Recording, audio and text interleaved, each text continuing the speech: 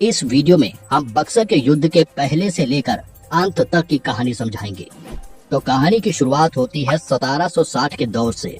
उस समय भारत पर मुगलों की अच्छी खासी पकड़ थी, पर धीरे धीरे अंग्रेज भी अपनी ताकत बढ़ा रहे थे।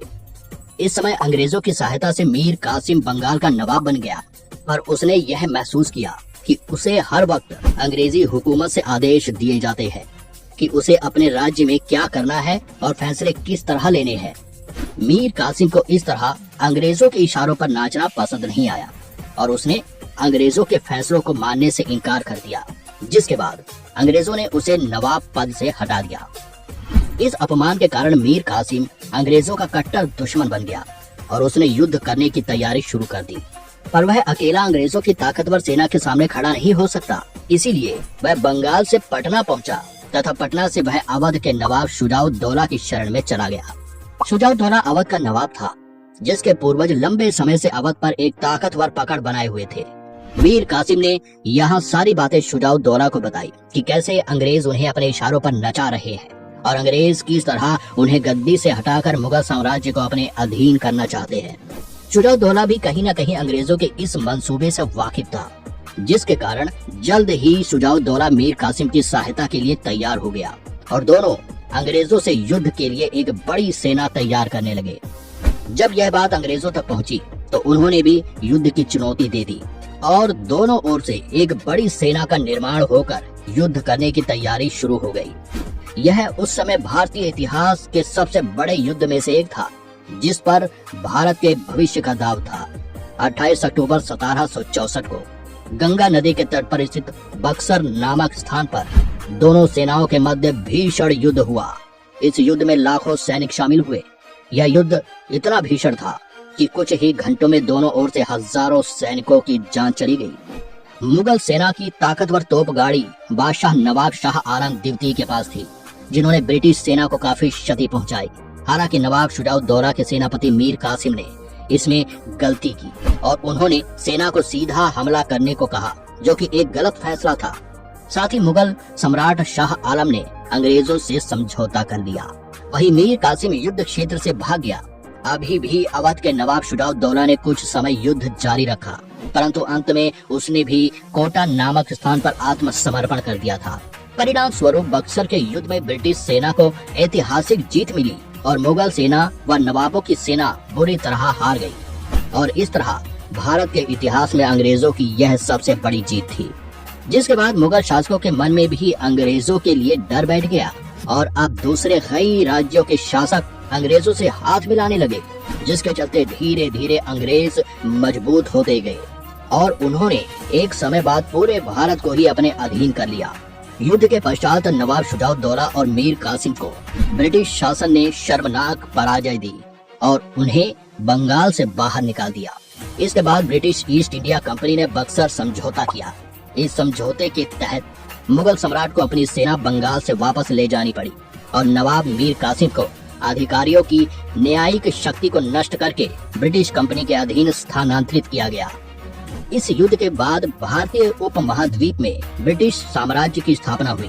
बक्सर के युद्ध के बाद हेस्टिंग्स ने बक्सर संधि का एक समझौता किया, जिसमें ब्रिटिश ईस्ट इंडिया कंपनी की सत्ता और आर्थिक शक्ति में मजबूती आई और उन्होंने ब्रिटिश सत्ता को भारत में स्थापित करने का रास्ता साफ कर दिया। साथ ही इससे अंग्रेजों को बंगाल, बिहार और उत्तर प्रदेश में न्यायाधीशीय अधिकार प्राप्त हुए। बक्सर युद्ध के कारण और परिणाम। इस लड़ाई के पीछे विभिन्न कारण थे। ईस्ट इंडिया कंपनी ने अपनी शक्ति बढ़ाने के लिए मुगल साम्राज्य के खिलाफ शुजाउद्दौला की मदद ली थी। मुगल सम्राट के पास बहुत ही कम सेना थी और उन्हें इस स्थिति में इंग्लैंड की बाहरी सहायता की जरूरत थी, इसलिए उन्होंने अंग्रेज सेना का सहयोग किया। बक्सर के युद्ध के समय ईस्ट इंडिया कंपनी के पास बहुत सारे भारतीय सिपाही थे, जो भारत में लड़ाई की स्थितियों को समझते थे और मुगलों की कमियों को भी जानते थे। इसके अलावा अंग्रेजों के पास कई विदेशी हथियार भी थे, जिन्हें भारत में पहले कभी प्रयोग नहीं किया गया था, जैसे आधुनिक बंदूक के बम और बारूद, जो अंग्रेज इंग्लैंड से भारत लाए थे। जबकि मुगल सेना के पास अधिकतर पुराने हथियार और घोड़े हाथी थे। युद्ध की शुरुआत में ईस्ट इंडिया कंपनी की सेना ने तेजी से आगे बढ़कर मुगल सेना को मात दे दी।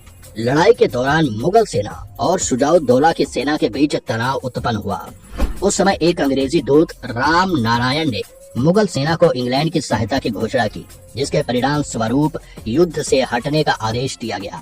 यह निर्णय महत्वपूर्ण था क्योंकि इससे मुगल सम्राट शाह आलम की सेना के मनोबल को तोड़ा गया और मुगल साम्राज्य को ईस्ट इंडिया कंपनी से सहायता मिलने का मौका मिला।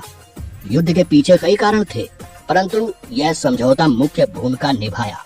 बक्सर के युद्ध के बाद ब्रिटिश ईस्ट इंडिया कंपनी ने उत्तर प्रदेश, बिहार और बंगाल के कई भागों को अपने नियंत्रण में ले लिया। इससे कंपनी का शासन भारतीय राजनीति और अर्थव्यवस्था पर प्रभाव डालने लगा। बक्सर के युद्ध के बाद मुगल साम्राज्य ने अपनी सत्ता खो दी और ब्रिटिश कंपनी की वर्चस्वता को मंजूरी दी। मुगल साम्राज्य के पतन के बाद ब्रिटिश ईस्ट इंडिया कंपनी को भारत में विभिन्न राज्यों के शासन को प्रभावित करने का अवसर मिला। यह युद्ध ब्रिटिश ईस्ट इंडिया कंपनी के विरुद्ध मुगल साम्राज्य के अंत की शुरुआत की तरह भी देखा जाता है, क्योंकि इसके बाद से ही अंग्रेजों ने मुगलों को दबाना शुरू कर दिया और धीरे धीरे मुगलों की ताकत को सीमित करने लगे, जिसके चलते युद्ध में जीत के बाद जो अंग्रेजी सेना पहले से ही ताकतवर थी, अब उसे और भी ताकत और समृद्धि मिली। जिस पैसे का प्रयोग उन्होंने और भी हथियार खरीदने और सेना को भर्ती करने के लिए किया, जिससे उन्हें आगे चलकर पूरे भारत पर अपनी पकड़ बनाने में मदद मिली। बक्सर के युद्ध के बाद ब्रिटिश ईस्ट इंडिया कंपनी ने भारतीय राज्यों के साम्राज्यों के साथ संधि करने की योजना बनाई। इसके परिणाम स्वरूप ब्रिटिश ईस्ट इंडिया कंपनी ने 1765 में कलकत्ता की संधि की समाप्ति के बाद मुगल साम्राज्य के अधीन बंगाल का प्रशासन संभाला और इसी तरह एक राज्य को अपने अधीन लेते हुए अंग्रेजों ने अपना दांव चला और 1850 आते आते अंग्रेजों ने पूरे भारत में ब्रिटिश राज लागू कर दिया और अब भारत में अंग्रेजों के खिलाफ लड़ने वाले बहुत कम ही बचे थे। इसके बाद तो अंग्रेजों ने भारत की अर्थव्यवस्था को इस तरह चूसना शुरू किया कि जो भारत की अर्थव्यवस्था एक समय पर दुनिया की सबसे बड़ी अर्थव्यवस्थाओं में से एक हुआ करती थी, उसे करीब 100 साल के बाद ही 1947 आते आते आजादी से पहले तक अंग्रेजों ने दुनिया के सबसे गरीब अर्थव्यवस्था में लाकर खड़ा कर दिया। वैसे दोस्तों, आपसे जानना चाहता हूँ, आपको क्या लगता है, क्या होता अगर भारत पर कभी अंग्रेजी हुकूमत होती ही ना? अगर भारत हमेशा आजाद रहता तो आज भारत कैसा होता? भारत की आर्थिक स्थिति कैसी होती?